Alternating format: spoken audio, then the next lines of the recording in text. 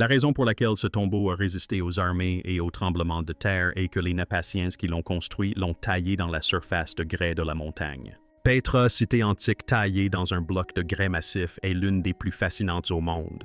Le trésor et le monastère s'élèvent à plus de 39 mètres de hauteur d'une symétrie parfaite et pourtant construits sans échafaudage ni plan. Comment les Nabotans ont-ils atteint une telle précision? Auraient-ils utilisé des techniques oubliées que les ingénieurs modernes peinent encore à expliquer? Rejoignez-nous pour percer les secrets cachés derrière ces pierres. Petra, la cité taillée dans la pierre. Petra se dresse au cœur du désert jordanien, entouré de falaises rocheuses, de profonds canyons et de vastes étendues de sable. Cette cité antique fut la capitale des Nabatéens, un peuple réputé pour son sens du commerce et son génie de l'ingénierie. Petra n'était pas un simple village. C'était une ville entièrement sculptée dans la roche. Des bâtiments entiers, des tombeaux et des temples furent taillés dans des blocs de grès massif, créant un paysage à la fois magnifique et inimaginable. Aujourd'hui, Petra est inscrite au patrimoine mondial de l'UNESCO et attire des visiteurs du monde entier. Pourtant, même après des siècles d'études, les méthodes employées pour sa construction demeurent un mystère. Les édifices les plus célèbres de Petra sont le trésor et le monastère. Le trésor s'élève à 39 mètres de hauteur et s'étend sur plus de 25 mètres de large. Sa surface est ornée de sculptures de colonnes et de figures décoratives finement ciselées, toutes taillées directement dans le grès. Le monastère est encore plus imposant avec ses façades massives qui dominent les falaises environnantes. Ces deux monuments sont des chefs-d'œuvre de précision. Chaque ligne, chaque angle, chaque sculpture semble parfaitement mesurée. Pourtant, ces structures ont été créées sans échafaudage, sans plan, sans même pouvoir prendre du recul pour observer le travail à distance. Les bâtisseurs ont dû creuser de haut en bas, en taillant la falaise depuis d'étroites corniches. Cette approche semblerait impossible pour parvenir à une symétrie parfaite, mais les monuments de Petra défient toute logique. Des numérisations modernes du trésor révèlent une précision étonnante. Les mesures montrent que la façade est symétrique à 20 mm près. Ce niveau de précision est comparable à celui atteint aujourd'hui grâce aux fraiseuses de pierre guidées par laser. Pour une cité sculptée, il y a plus de 2 zéros ans sans machine ni outils modernes, une telle précision est remarquable. Ingénieurs et architectes peinent à comprendre comment les Nabotans ont pu planifier chaque détail avec une telle minutie. Les chercheurs qui étudient Petra ont constaté que les proportions des façades suivent des schémas mathématiques, notamment le nombre d'or et le rapport 3:2. Cela laisse supposer que les bâtisseurs avaient un plan précis en tête avant même de commencer à sculpter. L'absence quasi totale d'inscriptions sur les plus grands monuments ajoute encore au mystère. La plupart des civilisations antiques ont laissé des traces de leur réalisation. Or, à Petra, le trésor et le monastère ne portent aucune inscription, ni nom, ni date, ni explication de leur fonction. Ce silence est surprenant car de plus petits tombeaux et édifices disséminés dans la ville renferment des inscriptions souvent des dédicaces, des accords commerciaux ou des textes religieux. Ce silence qui entoure les plus grands monuments de Petra soulève des questions. Pourquoi les Nabatéens auraient-ils investi des décennies, voire des générations dans la création de monuments colossaux, sans laisser la moindre trace de leurs bâtisseurs ni de leur motivation? L'ampleur de Petra est stupéfiante. Le trésor à lui seul a nécessité l'extraction de milliers de mètres cubes de grès. Chaque colonne, chaque arche, chaque élément décoratif a été taillé directement dans la falaise. De nos jours, les ingénieurs s'appuient sur des grues, des échafaudages et la modélisation informatique pour parvenir à de tels résultats. Les Nabatéens ne disposaient d'aucun de ces outils. Le fait qu'ils soient parvenus à créer des façades symétriques et des monuments imposants sans la moindre erreur est extraordinaire. Leur connaissance de la géométrie, des proportions et du design devait être incroyablement avancée. Il est probable qu'ils savaient diviser les espaces et mesurer les angles avec une précision que la science moderne peine à reproduire sans instrument. L'emplacement de Petra en plein désert ajoute une difficulté supplémentaire. La région reçoit moins de 10 cm de pluie par an. Les tempêtes de sable, la chaleur et l'érosion du grès tendre auraient rendu la construction encore plus difficile. Malgré cela, les Nabotans ont réussi à créer des structures qui ont résisté pendant plus de 2 zéros ans, bravant l'usure naturelle, les tremblements de terre et l'intervention humaine. Le trésor et le monastère témoignent encore aujourd'hui de leur savoir-faire. Chaque détail semble intentionnel. Chaque courbe, chaque arête, Chaque profondeur a été soigneusement calculée, et pourtant aucun outil ni plan ne subsiste pour expliquer comment ils ont procédé.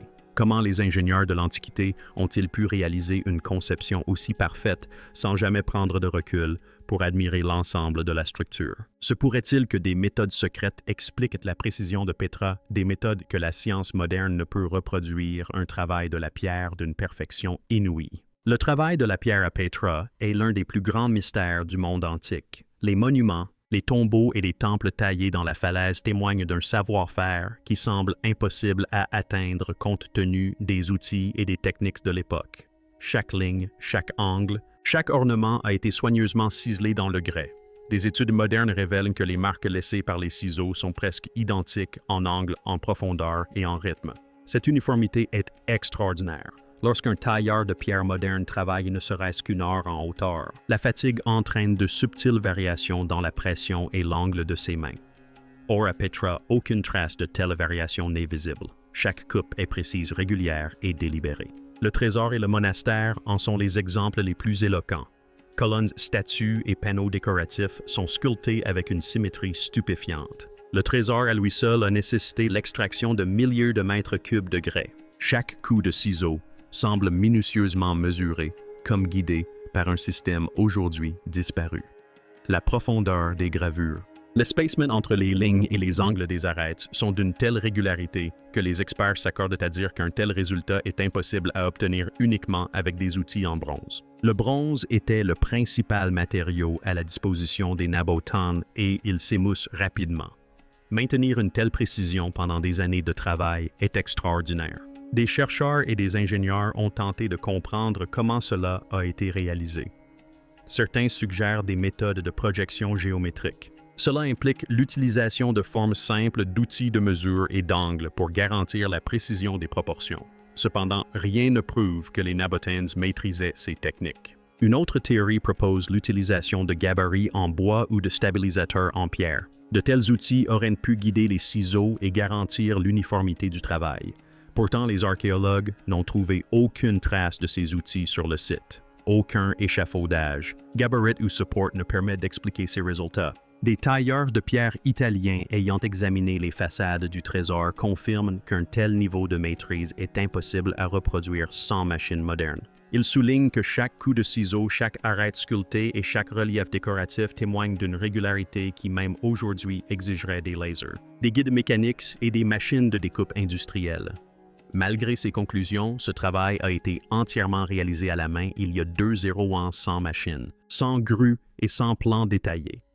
Le paradoxe est d'autant plus remarquable lorsqu'on considère la méthode de sculpture. Le trésor, comme de nombreux autres monuments, a été sculpté de haut en bas. Les artisans travaillaient sur des corniches surplombant le fond du canyon, creusant la roche vers le bas. Cela signifie qu'ils ne pouvaient jamais prendre de recul pour admirer leur travail dans son ensemble. Les architectes modernes s'appuient sur des drones, des caméras ou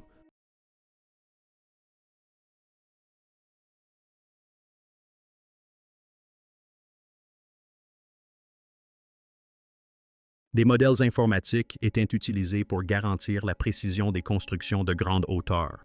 Les Nabatéens, quant à eux, atteignaient une symétrie parfaite sans aucun de ces outils. Chaque élément de la façade s'aligne avec une précision absolue comme mesurée par des instruments invisibles.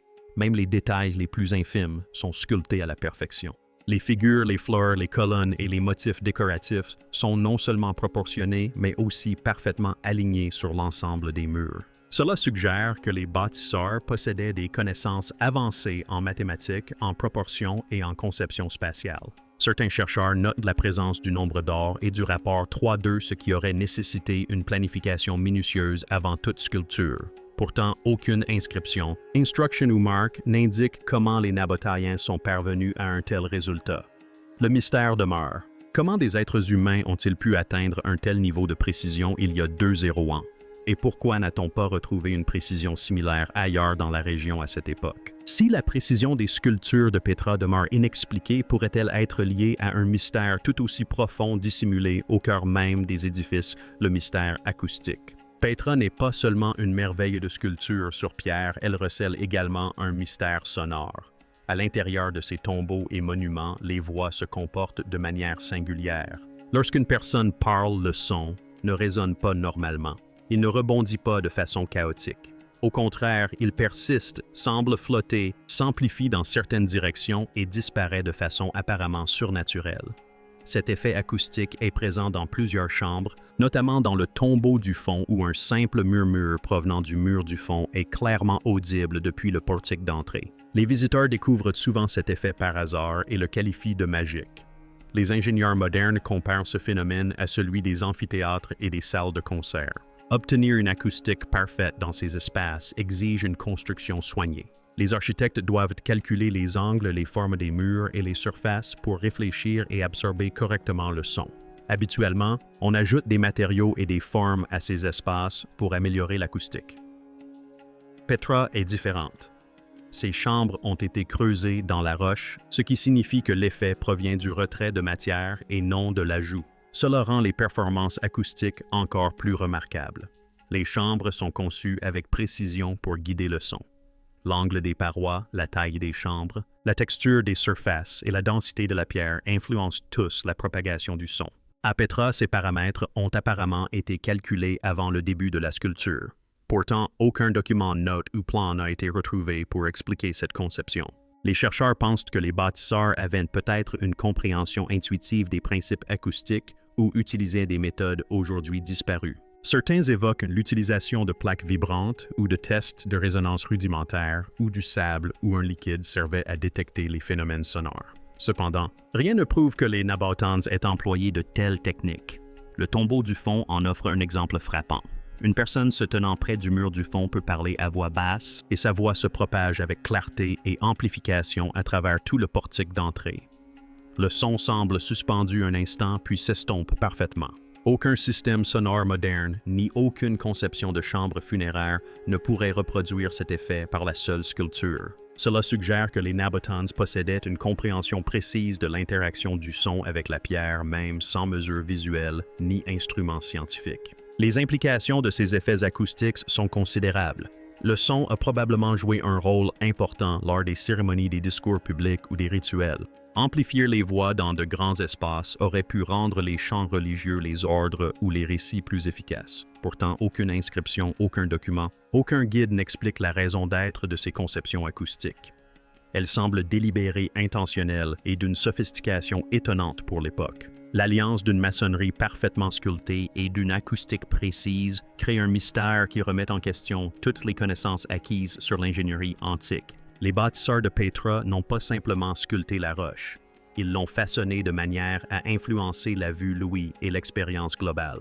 Chaque chambre et chaque tombeau témoignent d'une réflexion et d'un savoir-faire bien supérieur à ce que l'on attendrait d'une cité du désert il y a 200 ans. La conception sonore, pourtant bien dissimulée de Petra, suggère que ces bâtisseurs maîtrisaient peut-être des principes aujourd'hui oubliés.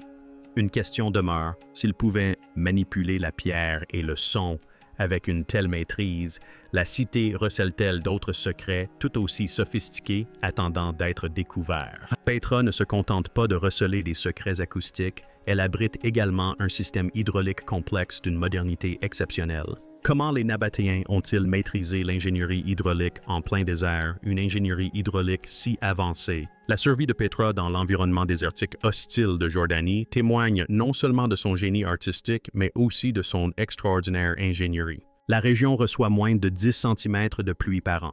Le sable, le vent et la chaleur dominent le paysage. Dans de telles conditions, faire vivre une ville pour des milliers d'habitants semble impossible. Pourtant, Petra prospérait avec ses jardins, ses fontaines, ses bassins et ses bains rituels. Le secret résidait dans la maîtrise de la gestion de l'eau par les Nabatéens, un système si perfectionné que les ingénieurs modernes peinent encore à le reproduire. Ce système d'adduction d'eau prenait naissance dans des canaux creusés à flanc de falaise. De petites rainures et des entailles dans la pierre parcouraient les parois du canyon, acheminant l'eau avec précision à travers la cité. À première vue, ces canaux semblaient naturels, formés par l'érosion. Mais un examen plus attentif révèle une conception minutieuse. Chaque canal était taillé selon des angles précis afin de maintenir un débit constant, sans débordement ni stagnation. L'eau recueillie lors des rares pluies, des sources de montagne et des crues saisonnières était acheminée vers ces canaux. De là, elle pénétrait dans des systèmes souterrains de vastes chambres de stockage creusées dans la roche. Ces cystines assuraient un approvisionnement en eau régulier, même pendant les mois les plus secs. Outre les cystines, les Nabatéens avaient développé des canalisations en céramique. Ces tuyaux étaient assemblés avec soin et revêtus d'un enduit imperméable pour prévenir les fuites. Des régulateurs de pression et des pièges à sédiments étaient intégrés au système, garantissant ainsi une circulation fluide de l'eau sur de longues distances et sa propreté. Les canaux, les drains et les conduites fonctionnent de concert pour maintenir un débit constant.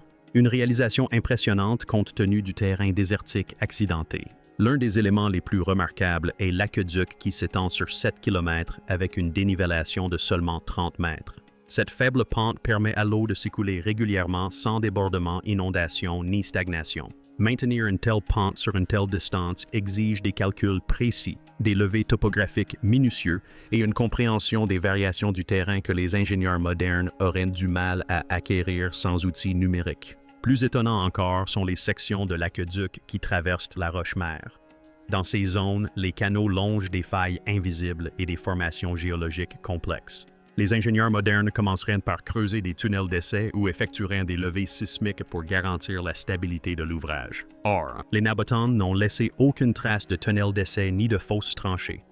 Chaque canal s'emboîte parfaitement avec le suivant, épousant les contours naturels de la roche et compensant les failles souterraines. Certains chercheurs suggèrent que les Nabatéens ont peut-être utilisé un savoir ancestral ou une intuition géologique pour localiser les failles et les nappes phréatiques. Ils ont peut-être perçu le murmure de l'eau souterraine ou observé les configurations naturelles du terrain.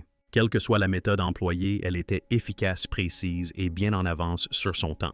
Le système hydraulique de Petra permettait à la ville de subvenir aux besoins de dizaines de milliers d'habitants, d'entretenir les fontaines publiques et d'irriguer les jardins dans un désert qui, autrement, serait inhabitable. La précision des chutes de l'aqueduc, la fluidité de l'écoulement sur 7 km et le tracé soigné à travers la roche témoignent d'un savoir-faire bien supérieur à ce que l'on attendait de l'époque. Malgré cet incroyable système de gestion de l'eau, Petra a dû faire face à un autre défi, les tremblements de terre. La ville se situe à proximité d'une des régions les plus sismiques du Moyen-Orient. Nombre d'autres cités antiques se sont effondrées dans des conditions similaires. Pourtant, les structures de Petra ont résisté pendant plus de 200 ans. Comment ces édifices ont-ils résisté aux forces qui ont détruit d'autres agglomérations? Les techniques utilisées pour tailler la pierre et maîtriser l'eau ont-elles également contribué à la résilience de la ville? Conception parasismique. Petra se situe dans l'une des zones les plus sismiques du Moyen-Orient. La faille transformante de la mer Morte passe à moins de 60 km de la ville. Les archives historiques attestent qu'au moins 5 séismes majeurs ont frappé la région entre le 1er et le 8e siècle. De tels tremblements de terre auraient dû causer des destructions considérables, notamment aux monuments taillés à même la falaise de grès. Le grès est une roche fragile, susceptible de se fracturer sous l'effet de force de cisaillement. Pourtant, nombre de monuments de Petra, dont le trésor, le monastère et les tombeaux royaux sont encore debout aujourd'hui. La question est claire. Comment ces structures ont-elles résisté là où d'autres se sont effondrées? Des études approfondies révèlent que les édifices de Petra intègrent des techniques avancées de dissipation des contraintes. Les fissures dans le grès s'arrêtent souvent net au niveau des transitions ou des arêtes sculptées. Au lieu de se propager à travers la pierre et d'affaiblir la structure, ces interruptions agissent comme des amortisseurs. L'énergie des ondes sismiques est dissipée le long de ces transitions, empêchant ainsi un effondrement catastrophique. Outre ces transitions sculptées, certains angles des monuments sont légèrement détachés de la paroi principale flottant de quelques millimètres. Ces petits interstices permettent à la pierre de bouger légèrement lors d'un séisme sans se fissurer. Ces caractéristiques sont subtiles, invisibles à l'œil nu, mais contribuent de manière significative à la stabilité structurelle. Des relevés par géoradar ont révélé la présence de chambres creuses derrière certaines façades. Ces chambres réduisent la masse du parement en pierre et diminuent la charge sismique. Le principe est similaire à celui de la construction à noyaux creux utilisée dans les gratte-ciels modernes. En creusant des vides derrière l'extérieur, les constructeurs réduisent efficacement les contraintes sans fragiliser la structure. Les cannelures verticales des colonnes et les reliefs en retrait contribuent également à cette réduction. L'augmentation de la surface réduit la résonance lors des secousses, dispersant naturellement les vibrations. Cet amortissement passif des vibrations est remarquable, d'autant plus que les études formelles sur ces concepts n'ont débuté qu'au 20e siècle. L'une des découvertes les plus surprenantes est que ces techniques parasismiques ne sont pas uniformes sur l'ensemble du site de Petra. Les structures nabotes et romaines plus tardives sont dépourvues de ces caractéristiques sophistiquées. Dans les bâtiments plus récents, les colonnes se sont effondrées, les murs se sont fissurés et les façades se sont écroulées sous l'effet des contraintes sismiques. Les techniques d'ingénierie avancées semblent concentrées uniquement dans les monuments les plus anciens et les plus raffinés, notamment le trésor, le monastère et certains tombeaux royaux. Ces structures témoignent d'une compréhension du comportement des matériaux et des forces sismiques qui paraît bien en avance sur son temps. Les méthodes employées à Petra suggèrent que les bâtisseurs ont pu hériter de connaissances de générations antérieures, voire d'une autre civilisation encore plus ancienne, déjà adaptée à cette zone de faille. Aucun document écrit n'explique ces techniques. La précision et la clairvoyance nécessaires à la conception de structures capables de dissiper l'énergie sismique, de maintenir leur alignement et de résister à des siècles de secousses sans renforcement sont extraordinaires. Chaque monument révèle une planification minutieuse, une connaissance approfondie du comportement de la roche et une conscience aiguë des risques sismiques locaux. L'association d'angles flottants de chambres creuses de transition sculptées et de colonnes cannelées révèle que les Nabatons n'étaient pas seulement des artistes, mais aussi des ingénieurs d'une perspicacité remarquable. Leur approche intégrait les forces naturelles à la conception, transformant ce qui aurait pu être des faiblesses en atouts. Les études d'ingénierie moderne confirment la grande efficacité de ces méthodes. À Petra, les tremblements de terre qui ont détruit les villages voisins et les constructions ultérieures n'ont causé que des dommages minimes à ces monuments finement sculptés. Malgré cette prouesse extraordinaire, une nouvelle énigme se pose. Si les bâtisseurs étaient capables de sculpter avec une telle précision, de maîtriser l'eau et de construire des façades parasismiques, comment ont-ils géré l'énorme volume de pierre à extraire? Le trésor à lui seul a nécessité le déplacement de milliers de mètres cubes de grès. Où sont passés tous ces matériaux malgré une conception parasismique extraordinaire? Petra recèle encore une énigme. Si les bâtisseurs ont atteint une telle résistance, où est passée l'énorme quantité de grès taillé? Un système d'évacuation des pierres aurait-il disparu? La pierre qui s'évapore. L'ampleur de la construction de Petra est stupéfiante. Le trésor à lui seul a nécessité l'extraction d'environ 800 mètres cubes de grès massif. Pour donner un ordre de grandeur, cela représente suffisamment de pierre pour remplir 3 piscines olympiques. Pourtant, quiconque visite le site constate une absence étrange, aucun terril important à proximité. Aucune carrière ni aucun monticule ne présente une composition et une couleur similaires à celle du grès. C'est inhabituel car sur les sites de construction antiques du monde entier, les roches rejetées sont laissées sur place en énormes tas. En Égypte, par exemple, les carrières près d'Assouan sont jonchées de ciseaux brisés et de débris. En Grèce, des blocs de pierre et des fragments subsistent près des temples.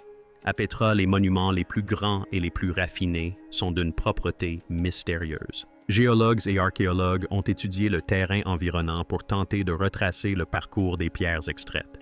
Des monticules de déblais ont été identifiés à l'est de la ville, mais aucun ne correspond aux matériaux du trésor ou des autres monuments majeurs. Dès lors, une question se pose. Les Nabatons ont-ils réutilisé la pierre? L'ont-ils concassée pour en faire du ciment ou l'ont-ils transportée sur de longues distances? Chacune de ces hypothèses présente des difficultés. Le volume de pierre ne correspond à aucune réutilisation connue à Petra.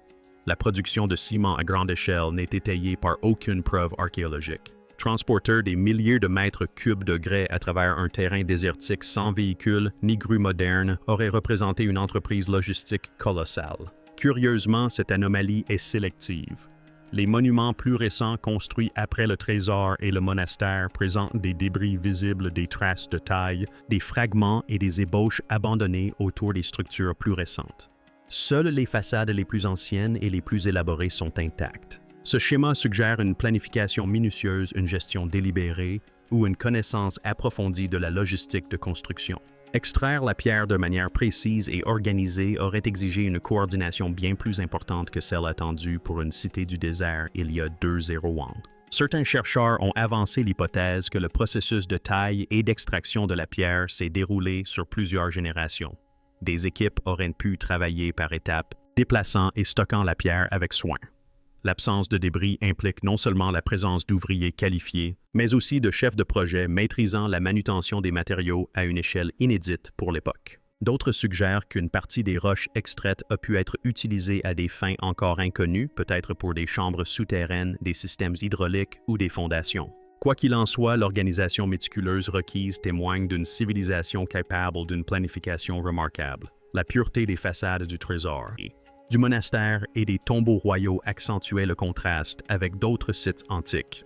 Les Nabothans semblent avoir maîtrisé un système alliant la précision de la taille à la maîtrise des déblais. Ils ont réussi à extraire des milliers de mètres cubes de roches sans laisser de traces, une tâche que même les équipes de construction modernes auraient du mal à accomplir. Cette pierre qui disparaît demeure l'un des plus grands mystères de Petra, soulevant des questions sur des techniques perdues, une coordination de projets avancés et peut-être même un savoir oublié au fil du temps. La pierre, l'eau et la stabilité structurelle de Petra semblent parfaitement harmonieuses.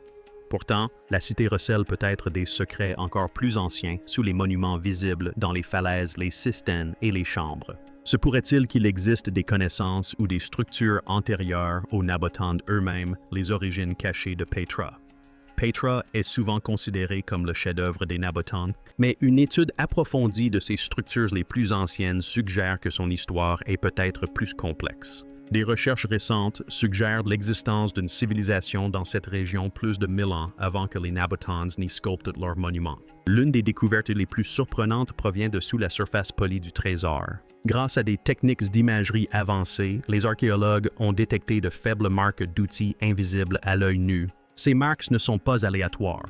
Elles ressemblent à l'écriture proto-ossinienne, un système d'écriture antérieur de plus de 1000 ans aux inscriptions nabatéennes. Leur présence indique que les travaux sur les falaises ont probablement commencé bien avant l'existence traditionnelle de la ville. Les motifs architecturaux complexifient encore le tableau. Certains ornements du trésor et du monastère, notamment les colonnes hellénistiques, les reliefs de style assyrien et les motifs géométriques, sont uniques dans la culture nabatéenne. Les Nabatéens étaient des commerçants et des architectes de grand talent. Ces caractéristiques suggèrent un savoir hérité d'une culture ancienne influencée par des régions lointaines.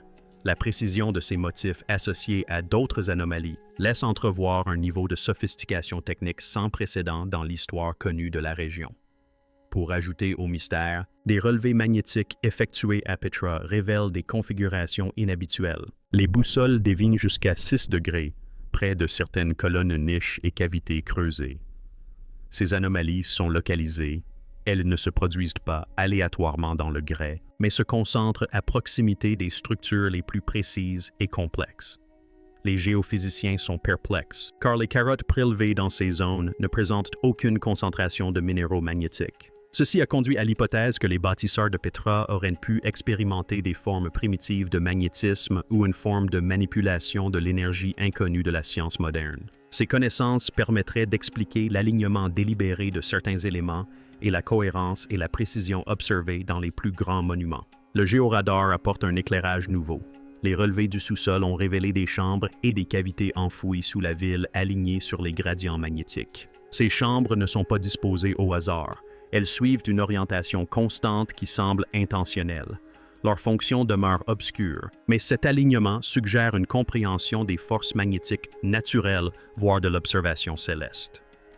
Si ces chambres sont antérieures à la civilisation nabotique, cela expliquerait comment les bâtisseurs ultérieurs ont pu réaliser des prouesses telles que la sculpture précise la résistance sismique et des chambres à l'acoustique parfaite. Il est possible qu'ils aient hérité d'un savoir déjà perfectionné par une civilisation disparue.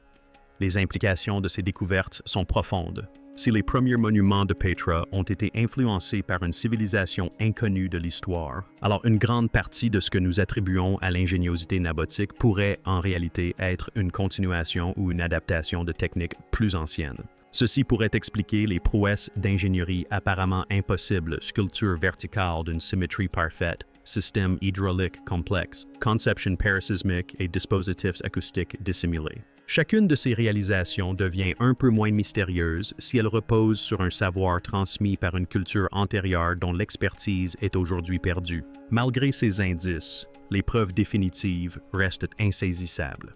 Aucune inscription ne confirme l'existence de cette civilisation pré-nabatéenne et aucun outil ni artefact ne lui a été formellement attribué. Pourtant, les traces matérielles, marques protocétiques, motifs inhabituels, anomalies magnétiques et chambres souterraines alignées dressent un tableau saisissant. Petra pourrait bien être l'héritière d'une tradition technologique oubliée, une cité bâtie non seulement par les Nabotans, mais aussi grâce à des siècles d'expérimentation et d'ingénierie transmis de génération en génération. Si Petra recèle les vestiges d'une civilisation disparue, que nous révèle son héritage sur les limites du génie humain, et comment l'expliquer aujourd'hui, l'héritage de Petra. Petra figure parmi les réalisations les plus extraordinaires de l'histoire de l'humanité. Ses façades massives taillées à même la falaise de grès présentent une précision de 20 mm. Ces chambres produisent un son d'une ampleur et d'une amplification exceptionnelle défiant les conceptions acoustiques antiques. Des canaux, des drains, des canalisations et des régulateurs de pression alimentent une cité florissante au cœur d'un des déserts les plus arides de la planète. Leur conception parasismique permet aux monuments de résister aux tremblements de terre qui ont détruit d'autres agglomérations. Pourtant, les mystères persistent. Des milliers de mètres cubes de grès ont disparu sans laisser de traces visibles. Des anomalies magnétiques et d'éventuelles marques pré-nabotéennes suggèrent un savoir antérieur aux Nabotaniens eux-mêmes. La convergence de ces éléments est remarquable. La maçonnerie, les systèmes hydrauliques, le génie civil et l'acoustique témoignent d'une précision extraordinaire. Les ingénieurs modernes peinent à reproduire ne serait-ce qu'une seule de ces prouesses avec les outils actuels.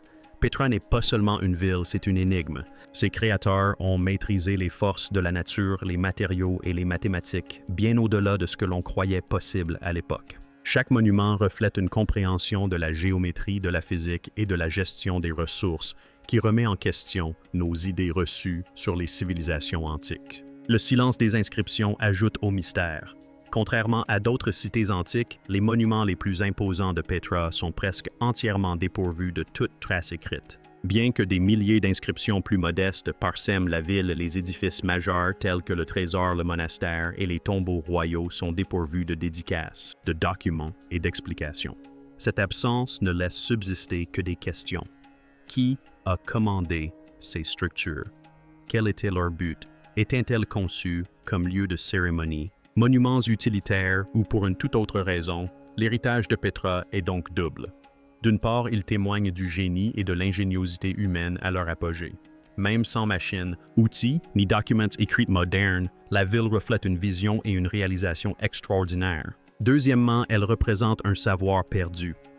Les méthodes utilisées pour tailler la pierre avec une précision millimétrique, manipuler l'acoustique, gérer l'eau dans un désert et résister aux tremblements de terre semblent oubliées. Plus tard, les constructions nabotiques et romaines n'ont pas réussi à reproduire ces caractéristiques, démontrant qu'une fois ce savoir perdu, il était difficile de le recréer. Les chercheurs modernes continuent d'étudier Petra grâce à des technologies de pointe. La photogrammétrie permet d'obtenir les mesures les plus précises des façades. Les relevés par géoradar révèlent des chambres cachées et des techniques de construction possibles. Les levées magnétiques mettent en évidence des anomalies inexpliquées.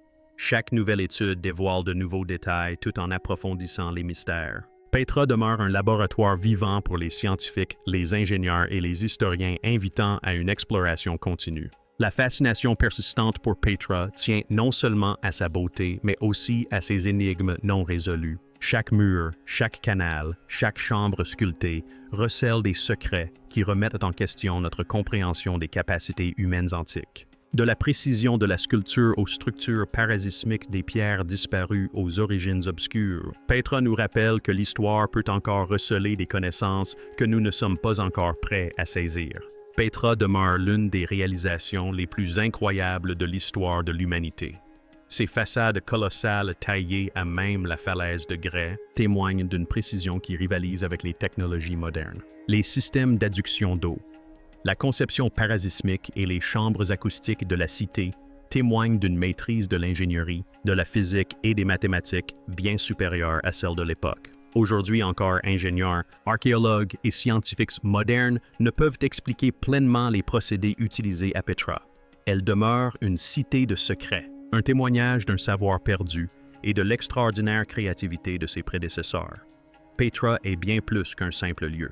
C'est la preuve que le potentiel humain peut s'étendre bien au-delà des limites que nous imaginons attendant d'être découverts et compris. Si cette vidéo vous a plu, n'hésitez pas à la liker, à vous abonner et à cliquer sur la vidéo suivante.